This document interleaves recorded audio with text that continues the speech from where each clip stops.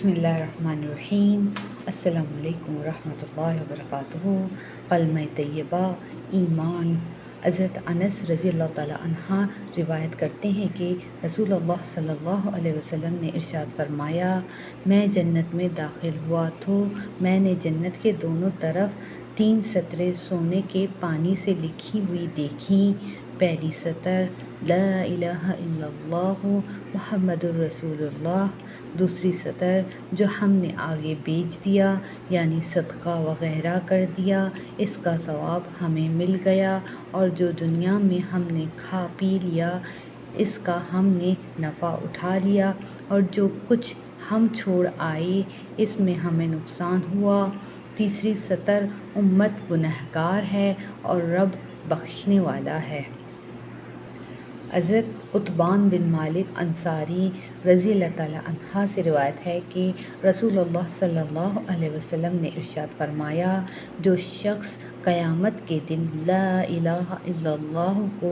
اس طرح سے کہتا ہوا آئے کہ اس کلمے کے ذریعے اللہ تعالیٰ ہی کی رضامندی چاہتا ہو، اللہ تعالیٰ اس پر دوزخ کی آگ کو حرام کر دیتے ہیں۔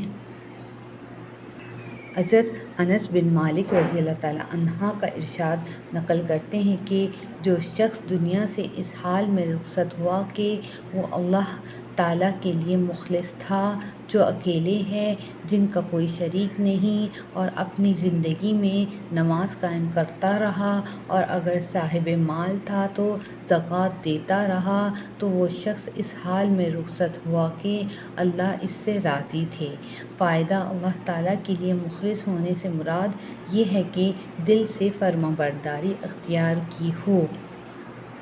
حضرت ابو ذر رضی اللہ تعالیٰ عنہ سے روایت ہے کہ رسول اللہ صلی اللہ علیہ وسلم نے ارشاد فرمایا،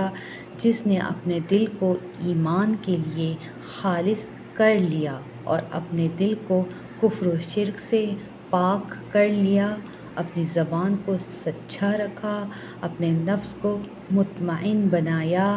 کہ اس کو اللہ کی یاد سے اور اس کی مرضیات پر چلنے سے اطمینان ملتا ہو، اپنی طبیعت کو درست رکھا کہ وہ برائی کی طرف نہ چلتی ہو، اپنے کان کو حق سننے والا بنایا اور اپنی آنکھ کو ایمان کی نگاہ سے دیکھنے والا بنایا، یقیناً یہ شخص کامیاب ہو گیا۔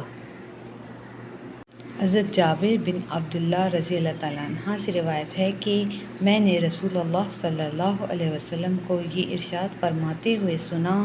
جو شخص اللہ تعالیٰ سے اس حال میں ملے گا کہ اس کے ساتھ کسی کو شریک نہ ٹھہراتا ہو وہ جنت میں داخل ہوگا، اور جو شخص اللہ سے اس حال میں ملے گا کہ وہ اس کے ساتھ کسی کو شریک ٹھہراتا ہو وہ دوزخ میں داخل ہوگا۔ حضرت عبادہ بن صامت رضی اللہ تعالیٰ عنہ سے روایت ہے کہ میں نے رسول اللہ صلی اللہ علیہ وسلم کو ارشاد فرماتے ہوئے سنا، جس شخص کی موت اس حال میں آئی کہ وہ اللہ تعالیٰ کے ساتھ کسی کو شریک نہ ٹھہراتا ہو تو یقیناً اللہ تعالیٰ نے اس پر دوزخ کی آگ حرام کر دی۔ حضرت نواس بن سمعان رضی اللہ تعالیٰ عنہ سے روایت ہے کہ انہوں نے نبی کریم صلی اللہ علیہ وسلم کو ارشاد فرماتے ہوئے سنا،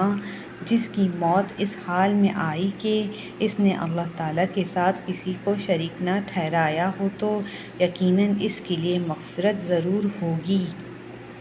حضرت معاذ رضی اللہ تعالیٰ عنہ سے روایت ہے کہ رسول اللہ صلی اللہ علیہ وسلم نے ارشاد فرمایا، معاذ کیا تم نے رات کوئی آہٹ سنی؟ میں نے عرض کیا نہیں۔ آپ صلی اللہ علیہ وسلم نے ارشاد فرمایا، میرے پاس میرے رب کی طرف سے ایک فرشتہ آیا، اس نے مجھے یہ خوشخبری دی کہ میری امت میں سے جس شخص کی موت اس حال میں آئے کہ وہ اللہ تعالیٰ کے ساتھ کسی کو شریک نہ ٹھہراتا ہو وہ جنت میں داخل ہوگا۔